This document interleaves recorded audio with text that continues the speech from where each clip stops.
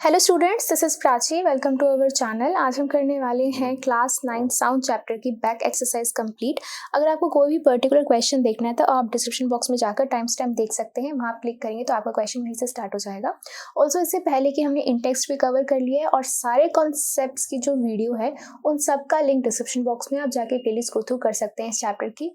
Also class 9th की किसी भी साइंस की चैप्टर या कोई भी मैथ का चैप्टर अगर आपसे मिस हो चुका है तो उनका लिंक भी डिस्क्रिप्शन बॉक्स में आप जाकर सारे के सारे चैप्टर गो थ्रू कर सकते हैं। तो स्टार्ट करते हैं बैक एक्सरसाइज का first question, that is what is sound and how is it produced.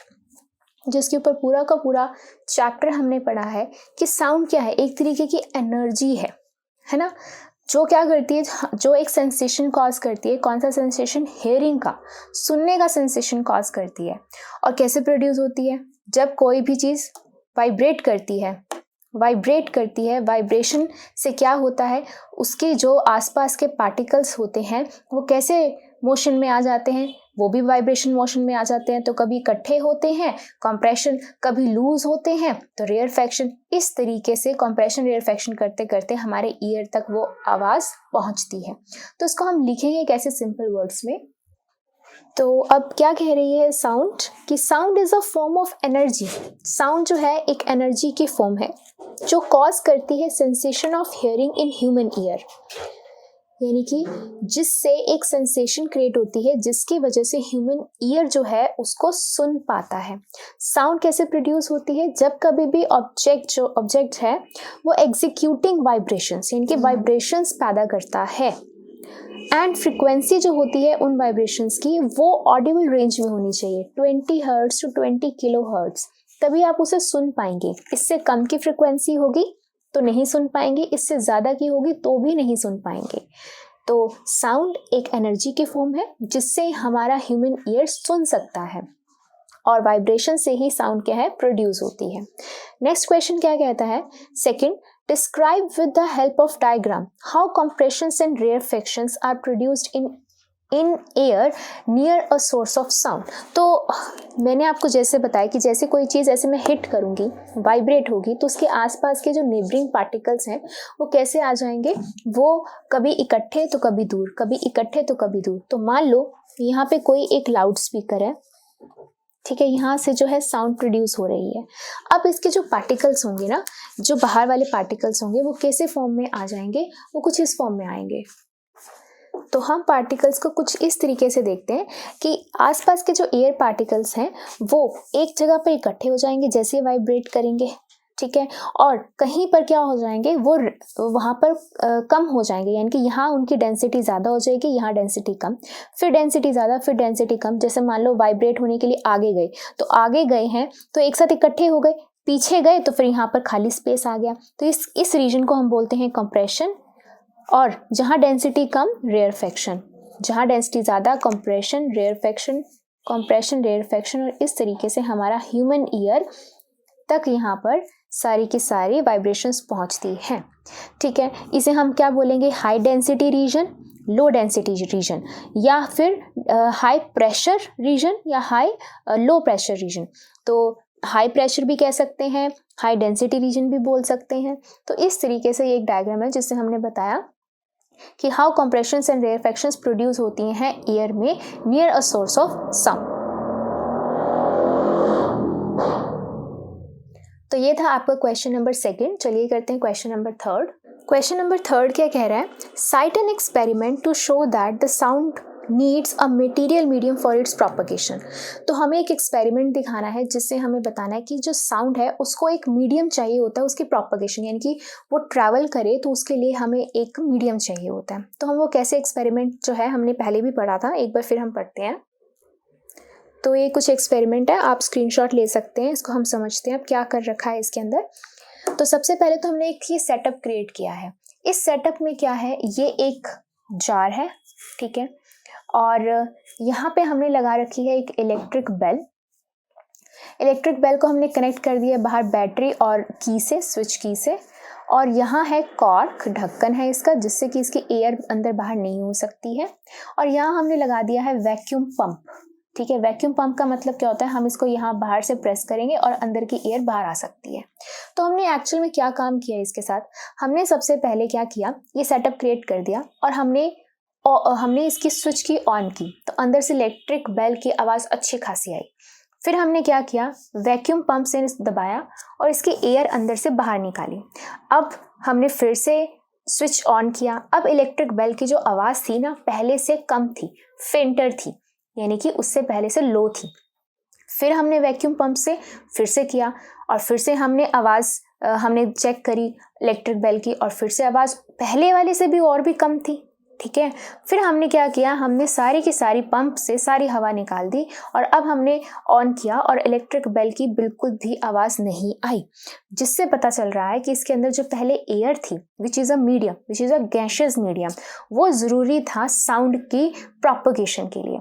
अगर मीडियम यहाँ पर एयर ही नहीं है, एयर का मतलब यहाँ पे पार्टिकल्स ही नहीं है, पार्टिकल्स जहाँ प्रेजेंट नहीं है तो वो कहाँ से कंप्रेशन रेयरफैक्शंस बनाएंगे, जिसकी वजह से साउंड जो है वैक्यूम में ट्रेवल नहीं कर सकती है। तो इसको हम लिखेंगे कैसे कि take a air tight bell jar, suspend electric bell inside the jar. The bell jar is connected to the vacuum pump. Switch on the bell. We are able to hear the sound. Now start vacuum pump. As the air from the bell jar is pumped out gradually. धीरे धीरे हम उसको जैसे बाहर निकाल रहे हैं, हर बार जब हम ऑन करते हैं तो साउंड becomes fainter. कम होती जाती है आवाज। If the air is completely removed from the bell jar, then we are not able to hear the sound. इससे पता चलता है, इससे प्रूव होता है कि जो साउंड है उसको मटेरियल मीडियम चाहिए उसके प्रोपगेशन के लिए। तो ये था आपका क्वेश्चन नंबर 3, जिसके अंदर हमने एक एक्सपेरिमेंट डिस्कस किया है कि how sound needs a material medium to travel. तो ये था क्वेश्चन 3। चलिए करते हैं क्वेश्चन 4। तो क्वेश्चन 4 क्या कहता है, why is sound wave called a longitudinal wave. तो याद करिए, हमने वेव्स के बारे में जब डिस्कस किया था तो मैंने आपको बताया था कि जो साउंड होती है एक मैकेनिकल वेव होती है। मैकेनिकल क्यों होती है, क्योंकि उसको मटेरियल मीडियम चाहिए होता है ट्रैवल करने के लिए, that's why it is called mechanical wave. फिर आती है लॉन्गिट्यूडनल वेव्स। क्यों होती है लॉन्गिट्यूडनल वेव्स, इसलिए बोला जाता है क्योंकि जो साउंड वेव्स होती हैं वो कैसे ट्रैवल करती हैं, ये देखना इस चीज़ को। मान लो यहाँ से साउंड प्रोड्यूस हो रही है, ठीक है, और जानी कहाँ है, यहाँ पे ह्यूमन ईयर तक जानी, यानी कि ये है डायरेक्शन ऑफ प्रोपगेशन, यानी कि साउंड को ऐसे जाना है। जो पार्टिकल्स होते हैं ना साउंड वेव्स के, वो कैसे मूव करते हैं, उसके पार्टिकल्स इस तरीके से, ये आ गया कंप्रेशन का रीजन, ये आ गया रेयरफैक्शन का, ये कंप्रेशन का, ये रेयरफैक्शन का, ठीक है। तो इसके पार्टिकल्स कैसे मूव करते हैं, इसके पार्टिकल्स मूव करते हैं टू एंड फ्रो मोशन में। टू एंड फ्रो मोशन का मतलब क्या होता है, आगे पीछे, यानी कि ऐसे और ऐसे, यानी कि जो पार्टिकल्स होते हैं एयर के वो मूव करते हैं parallel to the direction of propagation of sound, यानी कि जाना, ये प्रोपगेशन ऑफ साउंड है, यानी कि साउंड को यहाँ से यहाँ जाना है, तो इसी लाइन के पैरेलल मूव करते हैं, ऐसे ऐसे ऐसे ऐसे ऐसे ऐसे मूव करते हैं, ऐसे ऐसे। और दूसरी, इसके कंपैरिजन में दूसरी कौन सी होती थी, ट्रांसवर्स। उसमें क्या होता है कि ये जो पार्टिकल्स, ये जो प्रोपगेशन होती है उसके अप एंड डाउन मूव करते हैं, और वो ट्रांसवर्स वेव्स होती हैं, वो लाइट वेव्स होती हैं, ये साउंड वेव्स होती हैं। तो इसको हम आंसर लिखते हैं, sound wave is called longitudinal wave because during its propagation, यानी कि ट्रैवलिंग के टाइम पे जब वो एक मीडियम में ट्रैवल कर रही होती है तो मीडियम के पार्टिकल्स जो होते हैं वो वाइब्रेट करते हैं टू एंड फ्रो मोशन में अबाउट देयर मीन पोजीशन, उनकी बीच वाली मीन पोजीशन में ऐसे ऐसे मूव कर रहे होते हैं along the direction parallel to the propagation of sound. जाना इधर है, उसी के ही पैरेलल आगे पीछे मूव कर रहे होते हैं, दैट्स व्हाई साउंड वेव्स को हम लॉन्गिट्यूडनल वेव्स कहते हैं।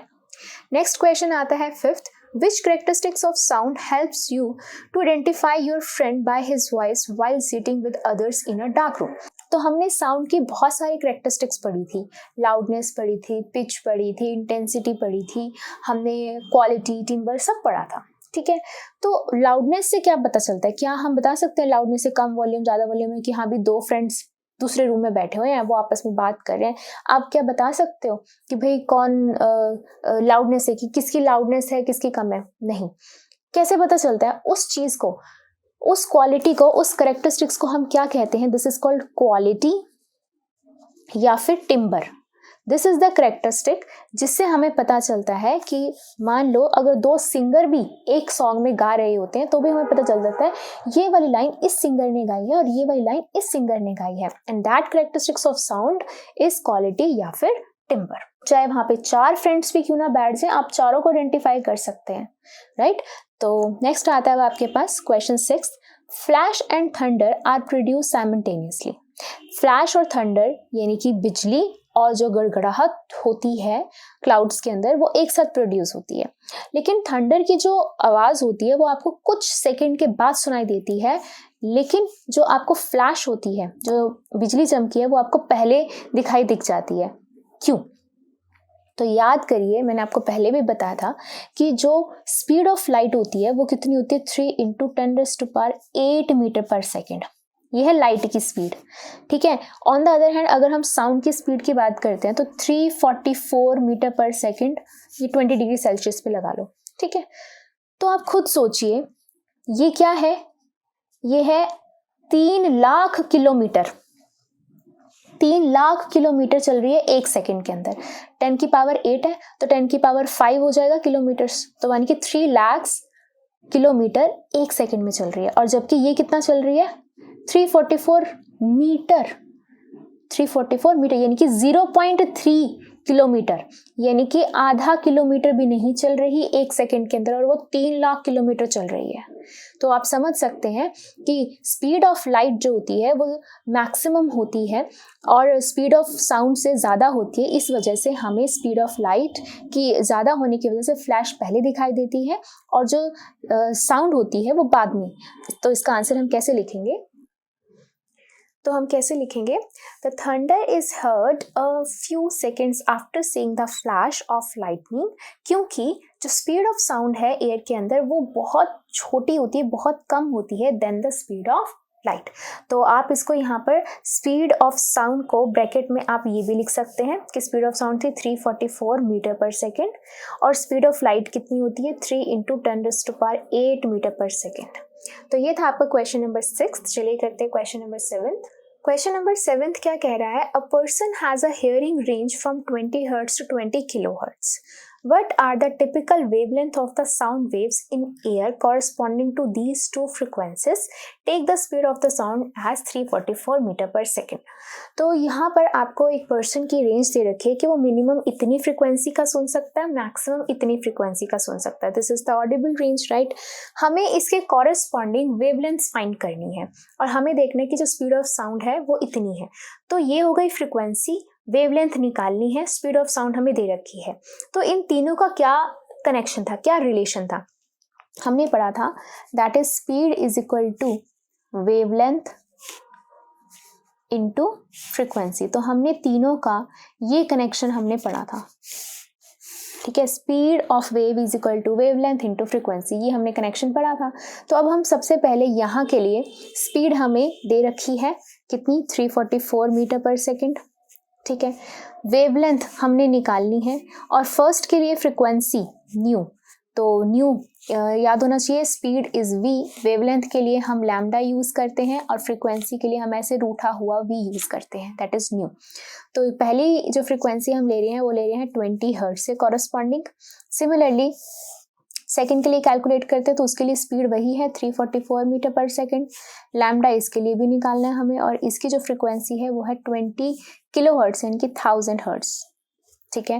तो यही फॉर्मूला लगा देते हैं, speed is equal to wavelength into frequency. तो 344 इंटू वेवलेंथ इंटू 20, ये नीचे आ जाएगा और ये हो जाएगा 2 1 2, 2 7 14 एंड 2 2 4, इतना मीटर, 17.2 मीटर आ जाएगी क्या, वेवलेंथ, राइट।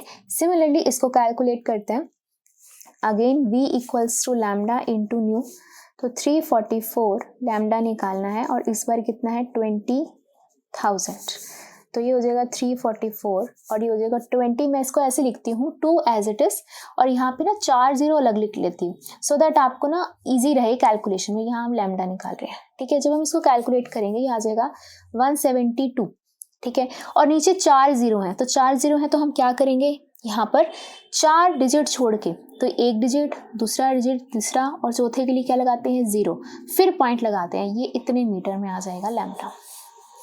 तो इसके कॉरेस्पॉन्डिंग इतनी वेवलेंथ है और इसके कॉरेस्पॉन्डिंग इतनी वेवलेंथ है। तो 20 हर्ट्ज से कॉरेस्पॉन्डिंग इतनी वेवलेंथ, 20 किलो हर्ट्ज से कॉरेस्पॉन्डिंग इतनी wavelength, using formula speed is equal to wavelength into frequency. तो ये था आपका क्वेश्चन नंबर 7। चलिए करते हैं क्वेश्चन नंबर 8। क्वेश्चन नंबर 8 क्या कह रहा है, 2 children are at opposite ends of the aluminium rod. तो ये रही एक एल्यूमिनियम रोड, ठीक है। तो यहाँ पे एक चाइल्ड खड़ा है और एक यहाँ चाइल्ड खड़ा है, ठीक है। One strike the end of the road with the stone. इसने क्या किया, इस एंड को एक स्टोन से हिट करा, स्टोन से इसको ऐसे मारा, ठीक है। Find the ratio of the times taken by the sound wave in air and in aluminium to reach the second child. अब क्या है, जैसे इसने इसको मारा तो अब जो साउंड है इस सेकेंड चाइल्ड के पास, एक तो इस एल्यूमिनियम रोड के थ्रू जाएगी और एक एयर से जाएगी, इतना हमें पता है। और हमने ये भी पढ़ रखा है कि जो स्पीड ऑफ साउंड होती है सॉलिड्स में ज़्यादा होती है, फिर लिक्विड्स में होती है और फिर सबसे कम किस में होती है, गैसेस में होते हैं। तो speed of sound in solids is maximum, then in liquids, then in gases, right. तो हमने इस एल्यूमिनियम रोड से एक तो निकालनी है कितनी स्पीड में गई है साउंड, और हमने एक एयर में निकालनी है कितनी स्पीड से साउंड गई है, ठीक है। तो उसके लिए हमें सबसे पहले पता होना चाहिए कि जो स्पीड जो है उसका हमें रेशो निकालना है, ठीक है। Find the ratio of the time, कितने टाइम में गई है। स्पीड तो हमें पता होती है जो आपको ऑलरेडी गिवन है, एनसीईआरटी में भी टेबल में आपको गिवन है कि एल्यूमिनियम में कितनी होगी, एयर में कितनी होगी, आयरन में कितनी होगी, वो एनसीईआरटी में टेबल में गिवन है। यहाँ हमें रेशो निकालना है टाइम का, क्या निकालना है, टाइम का, ठीक है। तो यहाँ पे हम बात कर लेते हैं, सबसे पहले यहाँ बात करते हैं एयर की, यहाँ हम बात करते हैं एल्यूमिनियम की, ठीक है। तो दोनों के लिए अलग अलग टाइम निकालेंगे और फिर हम टाइम को क्या कर देंगे, रेशो निकालेंगे, उसका डिवाइड कर लेंगे, ठीक है। तो एयर के लिए अगर हम बात करते हैं, हमें टाइम निकालना है, स्पीड इन एयर, ठीक है। एयर में हमें स्पीड गिवन होती है, दैट इज 344 होती है, कई बार हम 346 भी लेते हैं। तो यहाँ पर आपको जो मेंशन है एनसीईआरटी के अंदर वो आपकी 346 है, तो 346 ले लेते हैं हम, ठीक है। ओके, नेक्स्ट आता है अब आपके पास स्पीड हो गई इन एयर, कितना डिस्टेंस ट्रेवल किया यहाँ से लेकर यहाँ तक, यानी कि जितनी रोड है उतना ही डिस्टेंस ट्रेवल किया। लेट द डिस्टेंस ट्रेवल्ड या let the length of the rod be L, ठीक है। तो डिस्टेंस कितना हो गया एल, और टाइम एयर के लिए हमें कैलकुलेट करना है। तो speed is equal to distance upon में टाइम, तो टाइम टेकन बाय एयर, तो ये हो जाएगा डिस्टेंस एल, और स्पीड इन एयर इज 346, तो ये आ गया। सिमिलरली एल्यूमिनियम के लिए निकालते हैं, speed in aluminium, A capital, ठीक है। एल्यूमिनियम ये भी आपके एनसीईआरटी में गिवन है, 6420 मीटर पर सेकेंड, ठीक है। आयरन दिया होता तो आयरन के लिए भी आपको गिवन है टेबल। डिस्टेंस, कितना डिस्टेंस ट्रेवल किया, ऑब्वियसली जितनी लेंथ ऑफ रोड है उतना ही डिस्टेंस ट्रेवल किया, तो ये हो गया L. Time taken by the aluminium road, ये आपको निकालना है। तो फिर से डी अपॉन में टी टी ए, तो क्रॉस मल्टीप्लाई हो जाएगा, ये आ गया कितना डिस्टेंस, यानी कि एल, और स्पीड इन एल्यूमिनियम इज 6420, ये आ गया। अब हमें क्या निकालना है, हमें निकालना है ratio of the time taken by the sound wave in air and in aluminium. कई बच्चों को कंफ्यूजन रहता है कि मैम अगर हमें रेशो निकालना है तो हमें इसको इससे डिवाइड करना है या इसको इससे डिवाइड करना है। तो जो चीज़ पहले दी होती है, जैसे कि एयर, तो एयर को पहले लिखेंगे फिर एल्यूमिनियम को। अगर लिखा होता इन एल्यूमिनियम एंड इन एयर तो फिर एल्यूमिनियम वाली पहले आती फिर एयर वाली आती। तो अब हमें निकालनी है time taken in air divide by time taken in aluminium. तो एयर के लिए हो गया एल अपॉन में 346, ये हो गया एल अपॉन में 6420, एल से एल कैंसिल, रेसिप्रोकल हो जाएगा 6420 अपॉन में 346 यहाँ पे, ठीक है। इसको कैलकुलेट कर लेते हैं, 2 1 7 and 3, ठीक है। वैसे आप अपनी कैलकुलेशंस को इजी बनाने के लिए 344 भी ले सकते हो, क्योंकि 344 आएगा तो 2 आ जाएगा और इजी रह सकता है, but let it be depend करता है कि आपको टेबल में क्या गिवन है, या अगर पेपर में क्वेश्चन आता भी है तो आपको ऑलरेडी साथ में मेंशन होगा कि आपको स्पीड इन एयर क्या लेनी है, स्पीड इन एल्यूमिनियम क्या लेनी है, तो उसके अकॉर्डिंग आप सेम कैलकुलेशन ऐसे कर सकते हैं। हो जाएगा 3210। जब हम इसको कैलकुलेट करेंगे वी विल गेट 18.56 और डिवाइड में हो गया 1, तो ये हो जाएगा 18.56 रेशो 1। तो ये होगा ratio of the time taken in air by time taken in aluminium rod. तो आप देख सकते हो कम से कम 18 गुना, या सिंपल से बात कर सकते हो 19 गुना ज़्यादा टाइम लगा एयर में, और एल्यूमिनियम में इतना टाइम नहीं लगा, बट उससे ज़्यादा 19 गुना ज़्यादा टाइम लगा एयर में स्पीड को उस वेव को ट्रैवल करने में, साउंड को ट्रैवल करने में 19 गुना टाइम ज़्यादा लगा as compared to aluminium rod. तो ये था आपका क्वेश्चन नंबर 8। चलिए करते हैं क्वेश्चन नंबर 9। तो क्वेश्चन नंबर 9 क्या कह रहा है, the frequency of a sound, source of a sound is 100 hertz.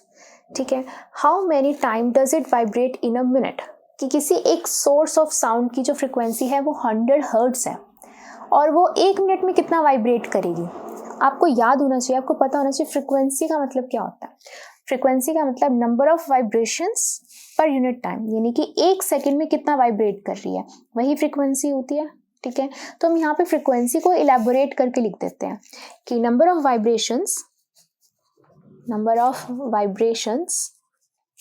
In 1 second, 1 second वो कितनी बार वाइब्रेट किया है, 100 टाइम्स, यानी कि 100 हर्ट्ज का मतलब ये हो गया कि 1 सेकेंड में वो 100 टाइम्स वाइब्रेट किया है। ठीक है, तो ये हमने फ्रीक्वेंसी को इलेबोरेट करके लिख दिया। अब हमें बताना है वो कितनी बार वाइब्रेट करेगा 1 मिनट में, और हमें पता है 1 मिनट में कितने सेकेंड्स होते हैं, 60 सेकेंड्स होते हैं। तो हम लिख सकते हैं number of vibrations in 60 seconds. Very simple, तो 60 मल्टीप्लाई बाय 100 हो गया, ये हो गया 600 हर्ट्ज। नहीं, अब याद से यहाँ पे हर्ट्ज नहीं लिखेंगे हम, यहाँ पे हम सिर्फ लिखेंगे 6000, और यहाँ मैक्सिमम टू मैक्सिमम लिख सकते हैं 6000 टाइम्स, कि इतने टाइम्स वो क्या करेगा, वाइब्रेट करेगा 1 मिनट के अंदर। क्लियर है ये बात, समझ में आया कि फ्रीक्वेंसी को पहले हमने इलेबोरेट करके लिख दिया कि फ्रीक्वेंसी का मतलब होता है number of vibrations in 1 second, 1 second में कितनी बार वाइब्रेट हो रहा है। तो उन्होंने 100 हर्ट्ज से रखा था, तो number of vibrations in 1 second 100, 1 minute में 60 seconds, number of vibration 60 second कितने होंगे, 60 multiply by 100, that is 6000 times vibrate करेगा ये सोर्स ऑफ साउंड। तो ये था आपका क्वेश्चन नंबर 9। चलिए करते हैं question number 10। Does sound follow the same laws of reflection as the light does, explain. तो क्या जो साउंड है वो same reflection, laws of reflection को फॉलो करता है जैसे कि लाइट करती है। तो याद करिए वो क्या हमने लॉस पढ़े थे। हमने पहले पढ़ा था कि अगर ये एक कोई हार्ड रिफ्लेक्टिंग सरफेस है, यहाँ से कोई साउंड आती है तो ऐसे रिफ्लेक्ट होकर वापस जाती है, और अगर हम ऐसे ड्रॉ करते हैं नॉर्मल, तो ये हो गई इंसिडेंट, जो इंसिडेंट वेव आई है साउंड की, ये होगी रिफ्लेक्टेड वेव जो साउंड की है। ये हम नॉर्मल जो खुद ड्रॉ करते हैं जो परपेंडिकुलर होती है टू द सरफेस से। इससे रिलेटेड होता है आपका एंगल ऑफ इंसिडेंस, ये होता है एंगल ऑफ रिफ्लेक्शन। तो एंगल ऑफ इंसिडेंस जो होता है वो एंगल ऑफ रिफ्लेक्शन के इक्वल होता है। Also incident ray, reflected ray and the normal, तीनों की तीनों एक ही प्लेन पे है, कोई ऐसे उठ के बाहर तो नहीं निकल रही है। तो यही 2 लॉज थे जो लाइट फॉलो करती है, यही लॉज हैं जो साउंड फॉलो करते हैं। तो हम यस लिखेंगे कि yes sound follows the same laws of reflection as light does. जैसे कि पहला लॉ क्या है कि incident ray, reflected and the normal all lies in the same plane, right. Second क्या कहता है कि angle of incidence is equal to angle of reflection.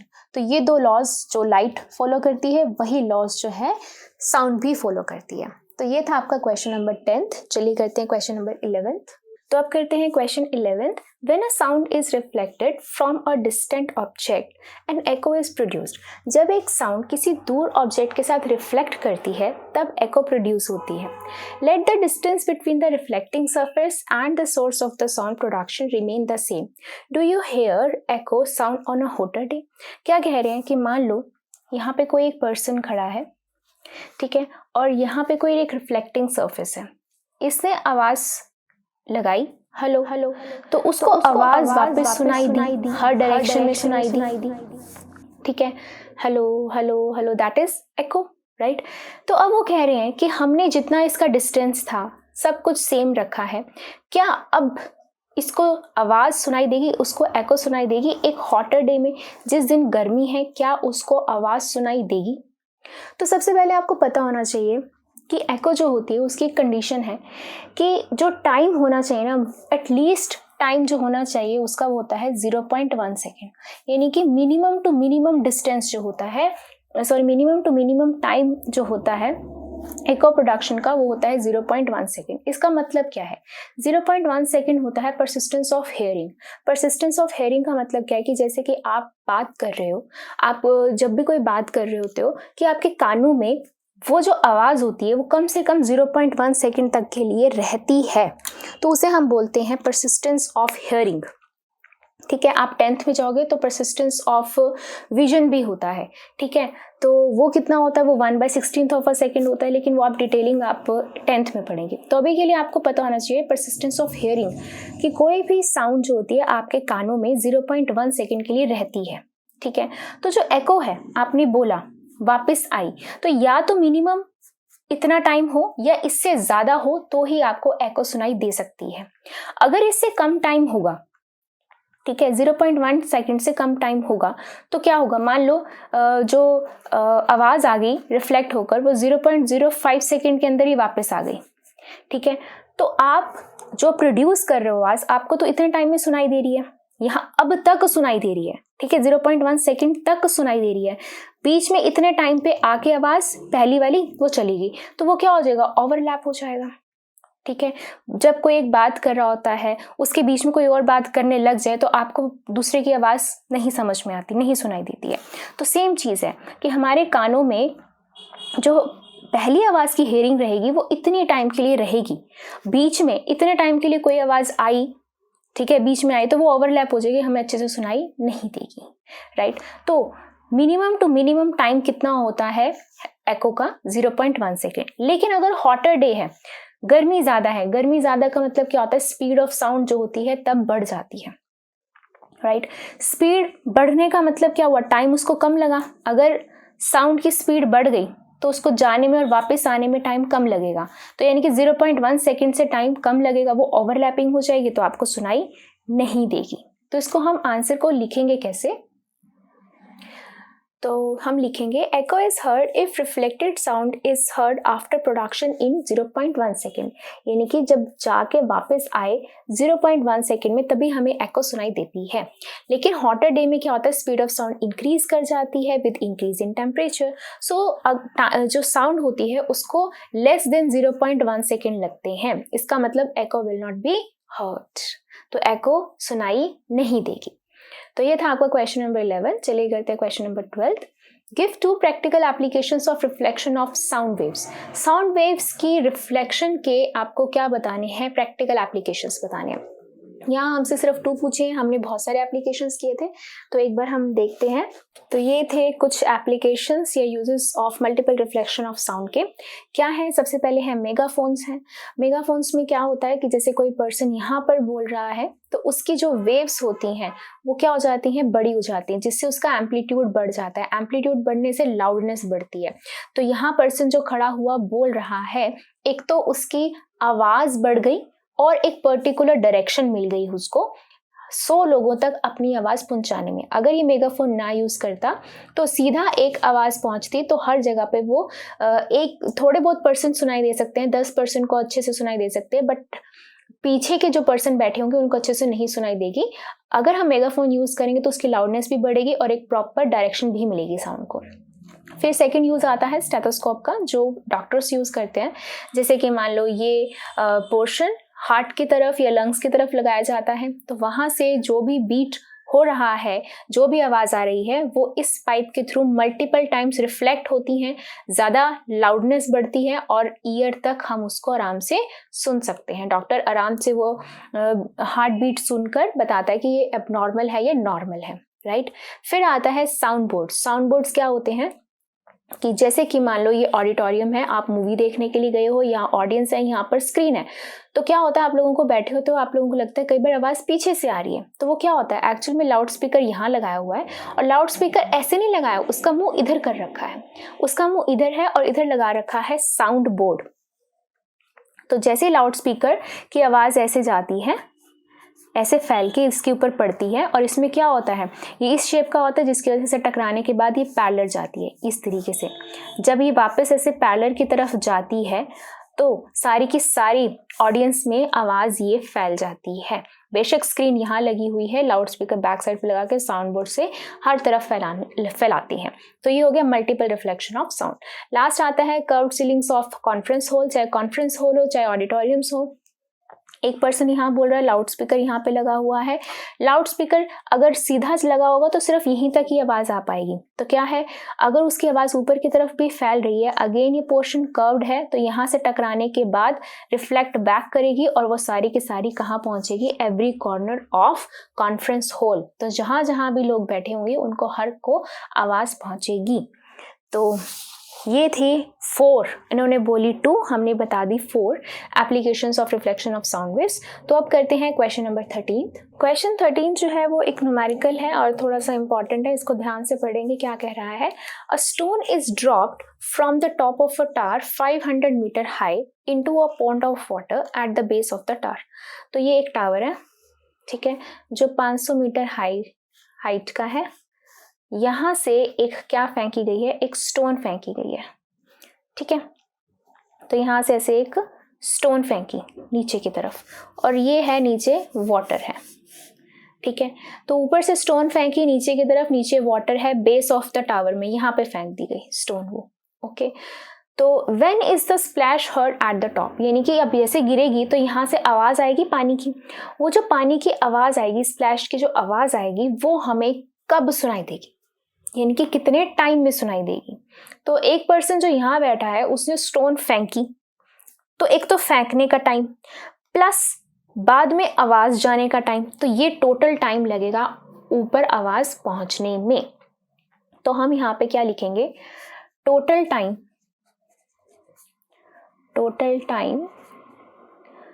For the splash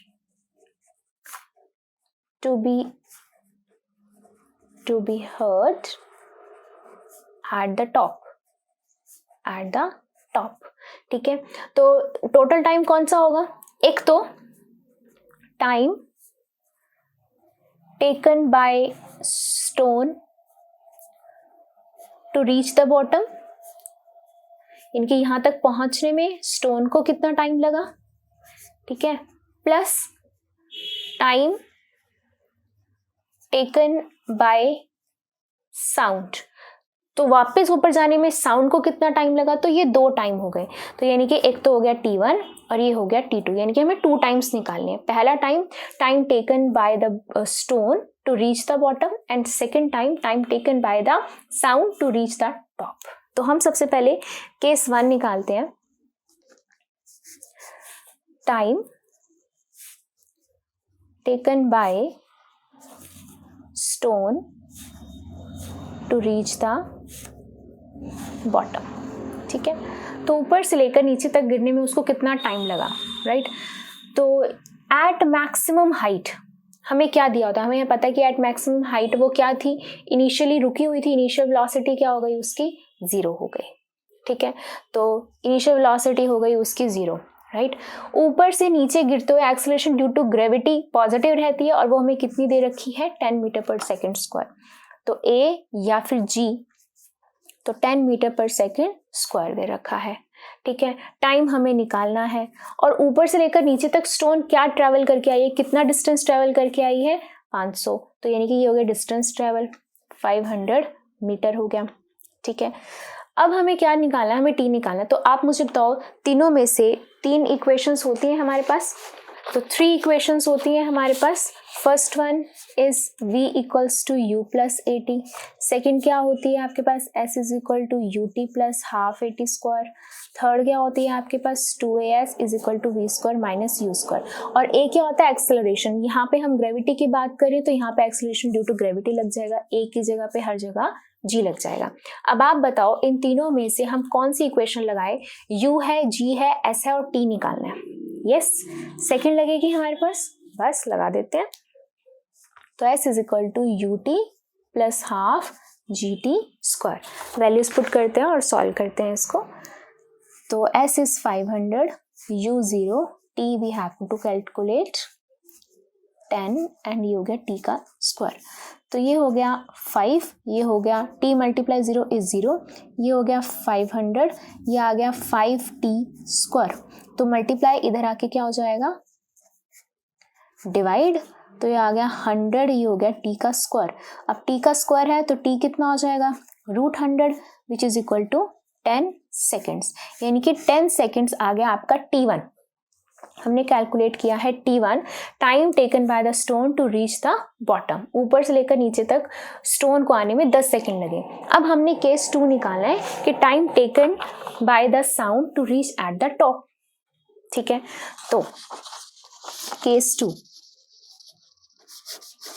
time taken by the sound to reach at the top of the tower। ठीक है, तो उसके लिए हम क्या करें, उसके लिए हमें पता है कि साउंड ने कितना डिस्टेंस ट्रेवल करना है, 500। तो डिस्टेंस कितना ट्रेवल करना है, 500 मीटर। ठीक है, और स्पीड ऑफ साउंड हमें ऑलरेडी दे रखी है, कितनी है speed of sound, 340 metre per second, और हमें टी फाइंड करना है। तो ये तो सिंपल सा हो गया, speed is equal to distance upon में टाइम, ये तो हम सिंपल निकाल सकते हैं। तो ये हो गया 340 इज इक्वल टू 500 डिवाइड में t, cross multiply, t is equal to 500 upon में 340। इसको हमने इससे कैंसिल कर दिया और यहाँ पर सॉल्व करके आ गया 1.47 सेकेंड्स। तो ये निकल के आ गया आपके पास T2।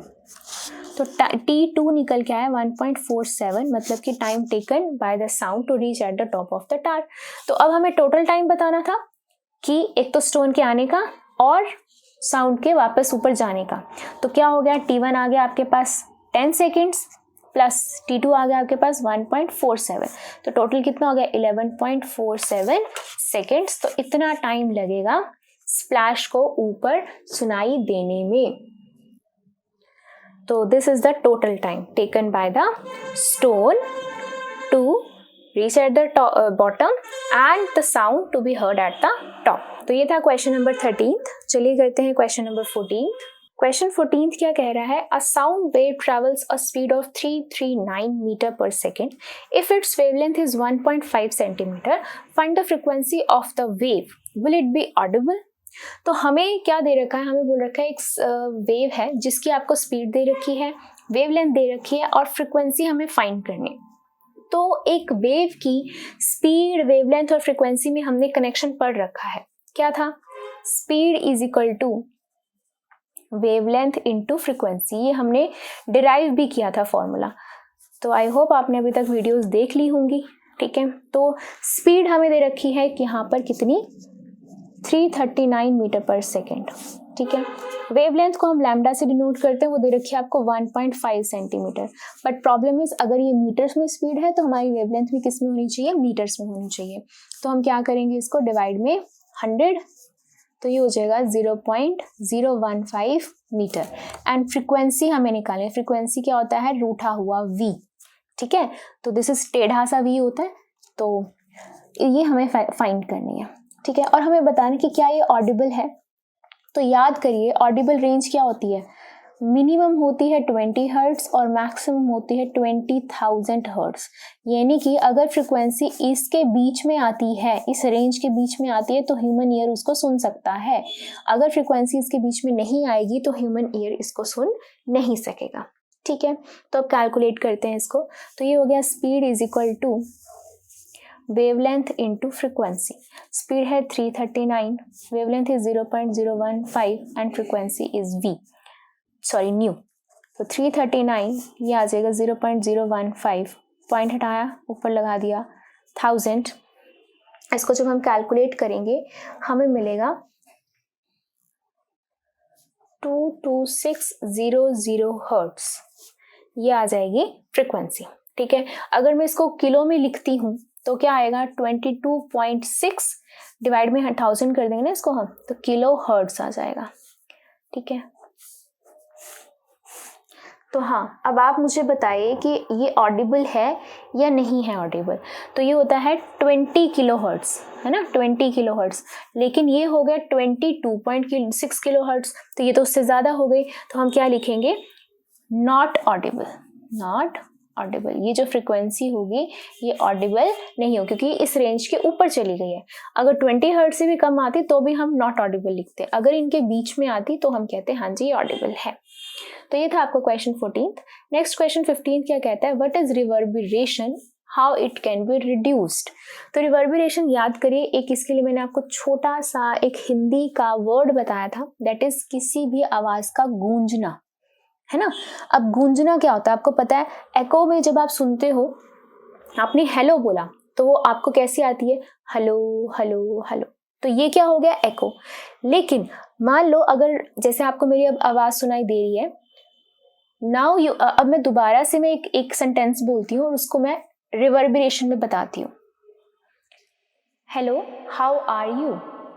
तो आपने इस सेंटेंस के अंदर देखा कि क्या इफेक्ट डाला है, तो ये होगा गूंजना, किसी चीज का गूंजना।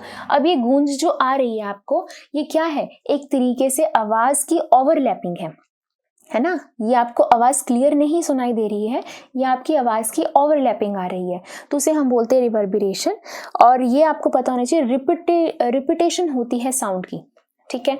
और रिवर्बरेशन का जो टाइम होता है वो हमेशा एको से कम होता है, ठीक है, क्योंकि एको का टाइम क्या होता है 0.1 सेकेंड। अगर ये होगा, ये इससे ज्यादा होगा तो एको सुनाई देगी, इससे टाइम कम होगा तो रिवर्बरेशन होगा। ठीक है, इसको हम रिड्यूस कैसे कर सकते हैं, तो आपने ये चीज नोटिस भी की होगी कि जब कभी आप खाली कमरे में होते हो तो आपकी आवाज गूंजती है, ठीक है, लेकिन उसी कमरे में अगर आप फर्नीचर भर दो या फिर लोग बैठे होते हैं तो आपकी आवाज नहीं गूंजती है। तो इसका मतलब क्या हुआ कि जो कॉटन मटेरियल्स होते हैं या फिर जो सॉफ्ट मटेरियल्स होते हैं या ये सब क्या करते हैं, ये साउंड को एब्जॉर्ब करते हैं। तो हम साउंड एब्जॉर्बिंग मटेरियल्स का यूज करके हम रिवर्बरेशन को रिड्यूस कर सकते हैं। तो इसको हम अब डिफाइन करते हैं। तो रिवर्बरेशन क्या है, reverberation of a sound is the phenomena of the persistence of sound in a big hall due to repeated reflections. बार बार रिफ्लेक्शंस आपको सुनाई दे रही हैं, तो उससे जो आपके कानों में आवाज रह जाती है उसे हम बोलते हैं रिवर्बरेशन। और ये कहाँ से रिफ्लेक्ट होती है आवाज, फ्रॉम होल्स, फ्रॉम सीलिंग यानी कि छत, फ्लोर ऑफ द हॉल। कैसे रिड्यूस कर सकते हैं, साउंड एब्जॉर्बिंग मटेरियल्स यूज करके, जैसे कि सॉफ्ट मटेरियल्स हो गए, कारपेट हो गए, कर्टन्स हो गए, ठीक है। लोग अगर बैठे हैं तो लोगों ने भी जो कपड़े डाल रखे हैं वो जो होते हैं जैसे कि वूल, कॉटन, वो सब भी क्या करती हैं, रिड्यूस करती हैं रिवर्बरेशन को। तो ये था रिवर्बरेशन की डेफिनेशन और how it can be reduce. तो ये था आपका क्वेश्चन नंबर 15। चलिए करते हैं क्वेश्चन नंबर 16। तो अब क्वेश्चन 16 क्या कह रहा है, what is the loudness of sound, what factors does it depend on. तो लाउडनेस क्या होती है आवाज की और किन फैक्टर्स पे डिपेंड करती है। तो सबसे पहली बात, लाउडनेस का मतलब क्या हो कि कौन सी कि आप जो भी चीज सुन रहे हो उसका वॉल्यूम कितना है, सिंपल सी लैंग्वेज में बात करें तो, ठीक है। तो इससे आपको पता चलता है कि आवाज लाउड है या फिर वीक है। अभी भी अगर आप मोबाइल में या फिर पीसी पे अगर आप वीडियो को देख रहे हो, आपको कुछ भी अगर मान लो आपको लगता है कि नहीं मुझे आवाज नहीं आ रही है, तो आप उसका वॉल्यूम बढ़ा दोगे तो लाउडनेस बढ़ जाएगी, राइट। तो अगर आपको लगेगा नहीं ज्यादा हो गया तो कम भी कर सकते हो आप, ठीक है। That is the loudness of a sound. तो यानी कि ये एक ऐसी कैरेक्टरिस्टिक जो डिस्टिंग्विश करती है between loud sound and a weak sound. अब किन फैक्टर्स के ऊपर ये डिपेंड करती है, तो अगर हम वेव की बात करते हैं तो हमें पता है सबसे पहली बात, अगर ये इस तरीके की वेव है तो इसका ये जो एम्पलीट्यूड होता है जितना ज़्यादा होगा उतनी ज़्यादा लाउडनेस होती है।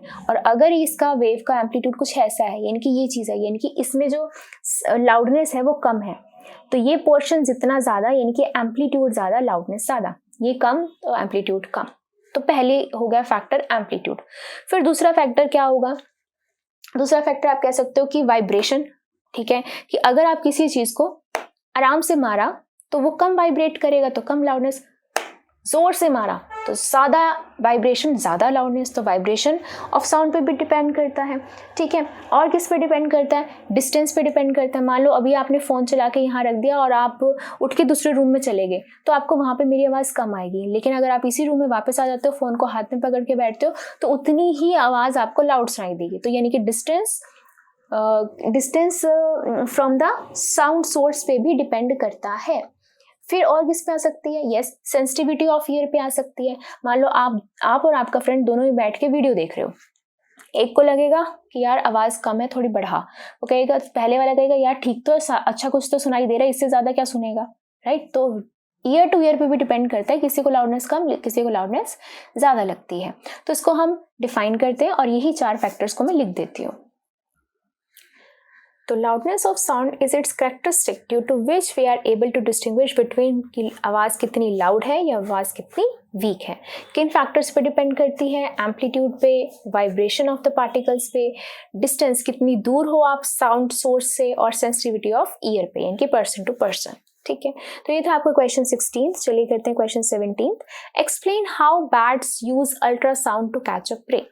तो हाँ, one more thing, and 18th question, how is ultrasound use for cleaning. तो ये दोनों के दोनों क्वेश्चंस हमने कवर किए थे जब हम अल्ट्रासाउंड के यूजेस या एप्लीकेशंस पढ़ रहे थे, राइट। तो उनको एक बार मैं दोबारा से आपको दिखाती हूँ कि कैसे एक बैट यूज करती है अल्ट्रासाउंड अपना शिकार ढूंढने के लिए। तो ये हमने इसकी 6th एप्लीकेशन पढ़ी थी और मैंने आपको बोला था कि आप स्क्रीनशॉट भी ले लो। अगर आपने अभी तक नहीं लिया स्क्रीनशॉट तो प्लीज़ इसका स्क्रीनशॉट ले लो, ये क्वेश्चन इंपॉर्टेंट है। क्या है इसके अंदर, कैसे कैच करती है बैट अपना प्रे। वो क्या करती है, वो अपनी माउथ से स्क्वीज करती है अल्ट्रासाउंड, अपने अल्ट्रासाउंड प्रोड्यूस करेगी, अल्ट्रासाउंड आगे की तरफ जाएगी, आगे कोई भी ऑब्स्टेकल होगा या कोई भी बी होगी या कोई भी उसका शिकार होगा तो वहाँ से वो टकराएगा और अल्ट्रासाउंड टकराने के बाद उसको वापस सुनाई देगी उसके ईयर में, रिफ्लेक्ट बैक हो जाएगी उसके ईयर में। तो इससे वो क्या कर लेगी, एक तरीके से जज कर लेती है कि मेरा ऑब्स्टेकल, मेरा जो प्रे है वो कितनी दूर है और उसका नेचर क्या है। नेचर का मतलब क्या है कि हाँ जी वो एक्चुअली में मेरा शिकार है या फिर ऐसी उड़ती फिरती कोई मोटा सा डस्ट पार्टिकल है, कुछ ऐसा भी हो सकता है। ठीक है, तो उससे नेचर भी पता चल जाता है उसको, उसका ऑब्स्टेकल का, कि वो मेरा शिकार है या फिर ऐसी ही चीज़ है, और उसका डिस्टेंस, उसकी लोकेशन भी समझ में आ जाती है। तो लिखेंगे कैसे, bat search out there pray and flying in the dark bye emitting and detecting the ultrasonic waves received from the received after reflection. तो एमिट करती हैं, डिटेक्ट करती हैं अल्ट्रासोनिक वेव्स को। कैसे, the nature of reflection tells about the bat about the location and the nature of the, अभी जो reflection आती है उससे उसका लोकेशन एंड नेचर पता चलता है ऑब्स्टेकल का या फिर प्रे का। High pitched ultrasonic squeaks of the bat are reflected from the obstacles and return to the bat's ear. तो जैसे वो स्क्वीज करती हैं, निकालती हैं अल्ट्रासोनिक वेव्स, हाई पिच्ड होती हैं, जाती हैं, रिफ्लेक्ट होती हैं और ईयर की तरफ उसको सुनाई देती हैं, रिटर्न हो जाती हैं। तो इस तरीके से जो है अल्ट्रासाउंड यूज किए जाते हैं by bats to catch their prey. ठीक है, तो ये हो गया क्वेश्चन 17। और इसी की ही अल्ट्रासाउंड्स की ही अलग नेक्स्ट एप्लीकेशन थी कि इनफैक्ट फर्स्ट एप्लीकेशन थी कि how is ultrasounds used for cleaning. अब कैसे क्लीनिंग के लिए यूज़ किए जाते हैं उसके लिए भी मैंने आपको बोला था, इसका स्क्रीनशॉट ले सकते हैं, अगर तब भी नहीं लिया तो आप अब ले लो।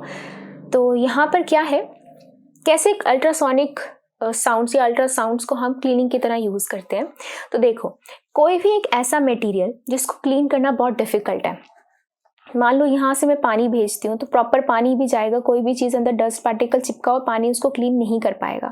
ब्रश कहाँ तक चला जाएगा, नहीं जा सकता। तो इन चीज़ों को हम ऐसे क्लीन नहीं कर सकते हैं। तो हम क्या करते हैं, ऐसी चीज़ों को एक सॉल्यूशन में डाल देते हैं। ठीक है, उस सॉल्यूशन में हम पास करवाते हैं अल्ट्रासोनिक वेव्स या अल्ट्रासाउंड्स पास करवाते हैं। तो ये इतनी हाई फ्रिक्वेंसी वेव्स होती हैं, वो क्या करती हैं, इसके अंदर मान लो कोई डस्ट पार्टिकल है तो वो उसको क्या कर देती है, मेल्ट कर देती है, पिघला देती हैं, जिससे वो चूर चूर होकर निकल आता है और वो सॉल्यूशन में ही रह जाता है। और हमारी जो स्पायरल ट्यूब हुई या कोई भी ऐसा ऊट पटांग सी और सी डिवाइस जो होगी जिसको हम क्लीन नहीं कर पा रहे हैं वो क्लीन हो जाएगी। तो लिखेंगे कैसे? Ultrasounds are used to clean even those parts of the instruments और द डिवाइस, वो ऐसी जगह पे जहाँ पे हार्ड टू रीच प्लेसेस होते हैं। ऐसे हम हार्ड जगह पे जैसे कि स्पायरल ट्यूब्स हो गए, इलेक्ट्रॉनिक कंपोनेंट्स हो गए, कुछ ऑड शेप्ड यानी कि ऊट भटंगे से जो पार्ट्स होते हैं, इंस्ट्रूमेंट्स होते हैं। For cleaning an object, the object को हम कहाँ पे प्लेस करते हैं? क्लीनिंग सॉल्यूशन में। Ultrasonic waves are sent into the solution due to high frequency. इनकी हाई फ्रिक्वेंसी होने की वजह से जो पार्टिकल्स होते हैं डस्ट के, ग्रीस के, वो डिटैच हो जाते हैं और सॉल्यूशन के अंदर ड्रॉप हो जाते हैं। एज ए रिजल्ट जो आपका ऑब्जेक्ट होता है वो क्या हो जाता है? क्लीन हो जाता है। तो ये थी एप्लीकेशन ऑफ अल्ट्रासाउंड और जिसके ऊपर क्वेश्चन भी आ गया है आपका। तो ये था क्वेश्चन 8। चलिए 18th, चलिए करते हैं question 19th। So question 19th क्या है? Explain the working and the applications of a sonar. तो सबसे पहले आपको पता होना चाहिए कि ये भी एक एप्लीकेशन है अल्ट्रासाउंड्स की, ठीक है। तो ये भी हमने डिस्कस किया हुआ है अल्ट्रासाउंड्स के एप्लीकेशन में। चलिए एक बार डिस्कस करते हैं इसको। तो ये है कंप्लीट वर्किंग एप्लीकेशन ऑफ सोनार। तो आई होप आपने इसका भी स्क्रीनशॉट ले लिया था, नहीं लिया तो अब आप ले लीजिए। इसमें क्या होता है एक्चुअल में, सबसे मेन चीज़ क्या है सोनार में? सबसे पहले तो इसकी आपको फुल फॉर्म पता होनी चाहिए, that is sound navigation and ranging, यानी कि साउंड को हम नेविगेट करते हैं, उसकी रेंज पता करते हैं, ठीक है। और अब कैसे यूज़ करते हैं हम कि कोई भी शिप है, कोई भी बोट है, उसके नीचे 2 डिवाइसेस लगाई जाती हैं, एक ट्रांसमीटर और एक डिटेक्टर। ट्रांसमीटर क्या काम करता है? ट्रांसमीटर ट्रांसमिट करता है, प्रोड्यूस करता है अल्ट्रासोनिक वेव्स या अल्ट्रासाउंड्स। तो जैसे ही वो नीचे की तरफ आती हैं, कोई भी ऑब्स्टेकल पड़ा हुआ है, कोई भी मेटल ब्लॉक पड़ा है या फिर कहीं भी सीबेड है, वहाँ से टकराएंगी। टकराने के बाद रिफ्लेक्ट बैक होंगी और वो कहाँ जाएंगी? डिटेक्टर की तरफ जाती हैं। जैसे ही डिटेक्टर की तरफ जाएंगी, वहाँ से डिटेक्ट कर लेंगे, अरे वापस अल्ट्रासाउंड घूम के आई है, तो यानी कि नीचे कुछ ना कुछ प्रेजेंट है ना। कितनी दूर प्रेजेंट है उसके लिए कैलकुलेशन की जाती है। पहले तो डिटेक्टर की तरफ जो डिटेक्ट हुई है अल्ट्रासोनिक वेव्स वो भेजी जाती हैं एज इलेक्ट्रिकल सिग्नल्स और वो मॉनिटर पे हमें दिखाई देती हैं। अंदर मॉनिटर है, वहाँ पे हमें दिखाई देती है कि यहाँ से हमें पता चल रहा है अल्ट्रासोनिक वेव्स आ रही हैं। तो क्या होता है, इनको कैसे पता चलता है कि कितनी दूर ऑब्स्टेकल पड़ा हुआ है? उसके लिए कितनी स्पीड से हमने भेजी है अल्ट्रासोनिक वेव्स वो हमें पता होती है। कि जाकर वापस आई है, कितने टाइम में आई है, वो भी हम कैलकुलेट कर लेते हैं। फिर हम फॉर्मूला लगाते हैं speed is equal to distance upon में टाइम का। बट जो टाइम होता है, ये टाइम कौन सा होता है? भेजने का और वापस आने का। तो यानी कि जाना और आना दोनों का टाइम होता है। इसलिए हम डिस्टेंस की जगह पे क्या लिखते हैं? 2d, यानी कि जो डिस्टेंस है वो ट्वाइस है डिस्टेंस। तो वहां से हम निकालते हैं speed is equal to 2d upon में t और d equals to speed into time upon में t। तो ये इस फॉर्मूले से हम देख लेते हैं कि जो हमारा ऑब्स्टेकल है या कोई भी मेटल ब्लॉक है या कोई भी सीबेड है वो कितनी दूर है हमारे शिप से या हमारी बोट से। तो एक बार रीड करते हैं इसको। Ultrasounds are used to establish under water communication to detect enemy submarines and to determine the depth of a sea at a given place. This technique इसे हम क्या बोलते हैं? सोनार। सोनार में ट्रांसमीटर डिटेक्टर दोनों लगे होते हैं। ट्रांसमीटर प्रोड्यूस करता है अल्ट्रासोनिक वेव्स को और उसको ट्रांसमिट करता है और ये वेव्स पूरे वाटर से ट्रैवल होती होती सीबेड तक स्ट्राइक करती हैं। जैसे ही वो इससे किसी न किसी ऑब्जेक्ट से या सीबेड से टकराती हैं और रिफ्लेक्टेड वेव्स जो होती हैं वो डिटेक्टर की तरफ वापस चले जाती हैं। डिटेक्टर जो होता है वो क्या करता है? इन अल्ट्रासोनिक वेव्स को इलेक्ट्रिकल सिग्नल्स में कन्वर्ट कर देता है और वो मॉनिटर में तरफ हमें दिखाई देती है और उसको हम फिर इंटरप्रेट करते हैं। इंटरप्रेट वही इसी फॉर्मूले से हम कैलकुलेट करते हैं और डिस्टेंस कैलकुलेट कर लेते हैं। तो ये था ऑल अबाउट वर्किंग ऑफ सोनार। तो अगर आपसे कोई एप्लीकेशन पूछे तो एप्लीकेशन में आप ये देख सकते हैं कि to detect the enemy submarines, यानी कि मान लो बीच में कोई सबमरीन है तो हम वहां पे डिटेक्ट कर सकते हैं, भेजकर वापस आके पता चले कितनी दूर हमारा सबमरीन पड़ा हुआ है उनसे। और डेप्थ ऑफ द सी के लिए तो इस तरीके से इसकी क्या है, ये एप्लीकेशंस हैं। तो ये था all about Sonar which is also the question number 19th of back exercise. अब करते हैं क्वेश्चन नंबर 20th जो एक न्यूमेरिकल है। तो हमने अभी सोनार के लिए हमने अभी एक फॉर्मूला देखा कि speed is equal to 2d upon में t। अब यही फॉर्मूला एको के लिए भी था। ठीक है, तो आई गेस सोनार ही है नेक्स्ट, तो उसमें हम यही फॉर्मूला अप्लाई करेंगे. तो let us discuss about this. A sonar device on a submarine sends out a signal and receives an echo 5 seconds later. तो एक सोनार डिवाइस जो एक सबमरीन में लगी हुई है, तो ये वाटर, ठीक है, यहाँ पे कहीं एक सबमरीन है, ठीक है, यहाँ पे सोनार डिवाइस लगी हुई है, ट्रांसमीटर एंड डिटेक्टर. तो उन्होंने देखा कि सिग्नल जो रिसीव हुआ है वो हमें 5 सेकंड के बाद हुआ है, यानी कि भेजने के बाद 5 सेकंड में हमें रिसीव हुआ है. Calculate the speed of the sound in the water. Speed of sound in water हमें निकालनी है if the distance of the object from the submarine is 3625 metre. मान लो डिस्टेंस यहाँ पे, यहाँ कोई ऑब्जेक्ट था, तो ये ऐसे गई, ट्रांसमिट हुई, रिफ्लेक्ट होकर वापस ऐसे आ गई, ठीक है. तो ये डिस्टेंस कितना था, ये 3625 मीटर है, ये डिस्टेंस है. कितने टाइम में वापस आई है, 5 सेकेंड में वापस आई है. तो डिस्टेंस हो गया 3625, टाइम हो गया 5 सेकेंड्स. हमें क्या निकालनी है कि स्पीड, कि इन वेव्स की कितनी स्पीड है वाटर के अंदर. तो हमारे पास फॉर्मूला है ही सोनार के लिए, v equals to 2d/t. we have to calculate 2 into distance is 3625 and divide में time 5. 5 7s are 35, 5 2s are 10 and ये हो गया 1450 मीटर पर सेकेंड. इतनी स्पीड होगी इन साउंड वेव्स की अंडर वाटर, ठीक है. तो इस तरीके से हमने इसको कैलकुलेट कर लिया. तो ये था क्वेश्चन नंबर 20. चलिए करते हैं क्वेश्चन नंबर 21. तो क्वेश्चन 21 क्या कह रहा है, explain how defect in metal block can be detected using ultrasound. Again ultrasound है, तो ये भी हमने एक एप्लीकेशन हमने पढ़ी थी कि हम अल्ट्रासाउंड को कैसे यूज करते हैं, कैसे एक मेटल ब्लॉक के डिफेक्ट, क्रैक्स या फिर फ्लॉज निकालने के लिए. तो ये भी एक एप्लीकेशन थी, सेकंड एप्लीकेशन थी. आई होप आपने स्क्रीनशॉट ले लिया था, नहीं लिया तो अब ले लीजिए. तो एक्चुअल में कैसे वर्क करती है, हमें पता है कि बड़े बड़े मेटल ब्लॉक्स जो होते हैं ब्रिजेस के लिए या फिर बड़ी बड़ी बिल्डिंग्स को मजबूत बनाने के लिए उनके बीच में यूज़ किए जाते हैं. अगर किसी भी ब्लॉक के बीच में कोई भी क्रैक होगा तो उसका मतलब क्या है कि हमारा जो ब्रिज है या बिल्डिंग है वो इतनी स्ट्रांग नहीं बन पाएगी, ठीक है, वो जल्दी क्रैक हो जाएगी, जल्दी खराब हो जाएगी. तो बड़े बड़े ब्लॉक्स लगाने से पहले उनको हम चेक करते हैं कि उसमें कुछ गलती तो नहीं है, उसमें कुछ क्रैक तो नहीं है. अब उनको कैसे चेक किया जाता है, बड़े बड़े ब्लॉक्स को ऐसे रखा जाता है और उसके ऊपर सेंड किए जाती हैं, भेजी जाती हैं, पास करवाई जाती हैं अल्ट्रासाउंड्स. तो क्या होता है, यहाँ लगा दिए जाते हैं डिटेक्टर्स. अल्ट्रासाउंड्स आगे की तरफ गई, यहाँ से डिटेक्ट हो गई कि हाँ जी यहाँ से अल्ट्रासाउंड आ रही है, तो मतलब यहाँ कोई कमी नहीं है. अब जहाँ कहीं भी फ्लॉ होगा, क्रैक होगा, तो वहाँ से अल्ट्रासाउंड जाएगी, टकराएगी और वापस आ जाती है. तो यानी कि यहाँ से डिटेक्टर से हमें पता चल गया कि यहाँ से अल्ट्रासाउंड हमें नहीं मिली है, तो मतलब यहाँ पर इस पोर्शन में कहीं ना कहीं कोई क्रैक, कोई फ्लॉ है.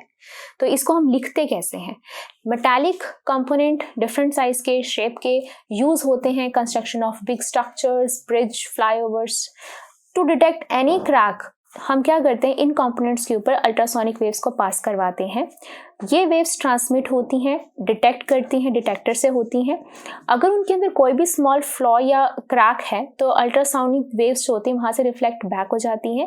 देयर बाय वहाँ से पता चलता है, इंडिकेट करती हैं वो कि यहाँ पे कोई ना कोई क्रैक है, प्रेजेंस करती हैं, प्रेजेंस ऑफ क्रैक या फिर फ्लो वहाँ पे इंडिकेट करती हैं. तो this is how ultrasounds are used to detect cracks and flaws in the metal block. तो ये थी क्वेश्चन नंबर 21 और you can say second applications of ultrasounds.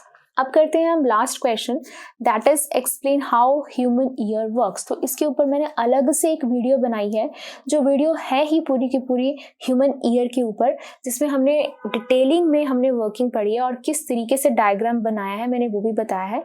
अगर आपसे वो वीडियो मिस हो चुकी है तो उसका link description box as well as मैं आई बटन पर भी डाल देती हूँ. आप वहाँ पर गो थ्रू कर सकते हैं कि किस तरीके से मैंने डायग्राम भी आपके सामने ही ड्रॉ किया, आप उसको डायग्राम बनाना भी सीख सकते हैं, ठीक है. तो इस वीडियो के लिए मैं आप लोगों को एक बार दिखा देती हूँ कि कैसे ह्यूमन ईयर वर्क करता है. तो सबसे पहले तो ये होता है ह्यूमन ईयर, ठीक है. डायग्राम देख के डरना नहीं है, इसको कैसे बनाना है ये मैंने वीडियो में बताया हुआ है, आपके सामने ही बनाया था ये मैंने. मैं आपको सजेस्ट करूँगी एक बार वो वीडियो जरूर देखें, ठीक है. तो स्टार्ट करते हैं कि ह्यूमन ईयर कैसे वर्क करता है। सबसे पहले मान लो कोई भी साउंड प्रोड्यूस हो रही है तो वो कैसे ट्रैवल करती है, उसके आसपास के पार्टिकल्स को वाइब्रेशन मोड में रख डाल देती है और वो कौन सा पैटर्न फॉलो कर लेते हैं, कहीं ज़्यादा कहीं कम हो जाते हैं, फिर कहीं उनकी डेंसिटी ज़्यादा कहीं कम। इसका मतलब क्या हुआ, कंप्रेशन रेयरफेक्शन की फॉर्म में एयर में ट्रैवल करते हैं। इस तरीके से वो हमारे ईयर तक पहुँचते हैं। ठीक है, तो इस तरीके से जैसे ही कंप्रेशन रेयरफेक्शन करते करते हमारे इस पार्ट तक पहुँचते हैं, पहले तो वो पिना से साउंड कलेक्ट होती है और वो साउंड कलेक्ट होते होती कहाँ जाती है, ऑडिटरी कैनल के अंदर जाती है।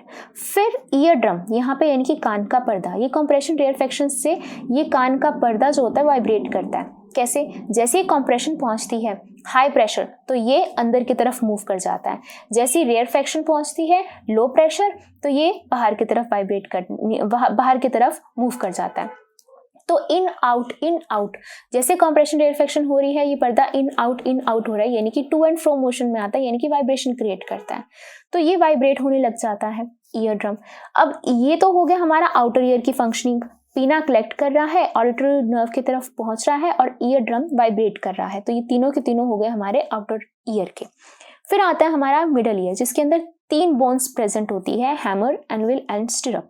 इन तीनों को हम वैसे ऑसिकल्स कहते हैं, लेकिन हम तीनों को ही हम जो नाम दे रहे हैं वो हैमर, एनविल एंड स्टिरअप दे रहे हैं।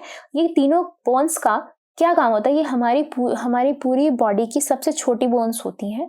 इनका क्या काम होता है कि जो वाइब्रेशंस आ रही है ना उनको एम्पलीफाई कर देना, यानी कि उनकी लाउडनेस को बढ़ा देना, एम्पलीफाई करने का काम करती हैं। अब क्वेश्चन ये आता है कि इनको एम्पलीफाई करने की ज़रूरत क्या पड़ रही है, क्योंकि मिडल ईयर से बाद में कहाँ पर जानी है, ये एम्पलीफाइड वेव्स इनर ईयर में जानी है।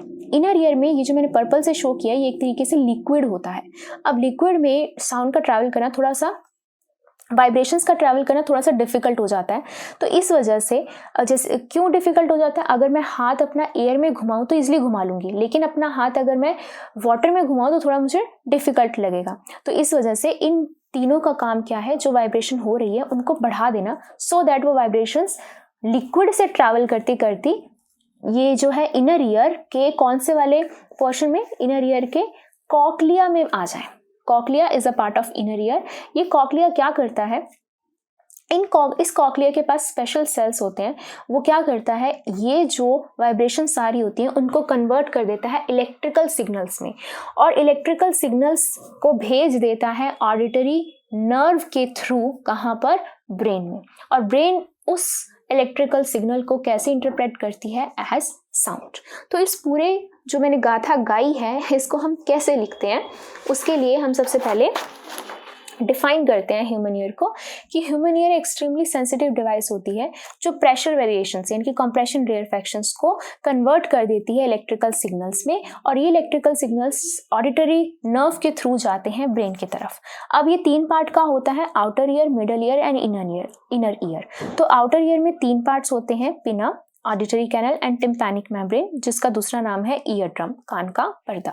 फिर मिडल ईयर में 3 बोन्स होती हैं, hammer, anvil and stirrup, and inner year में होता है कॉक्लिया। अब इनकी हमने फंक्शनिंग पढ़ी थी।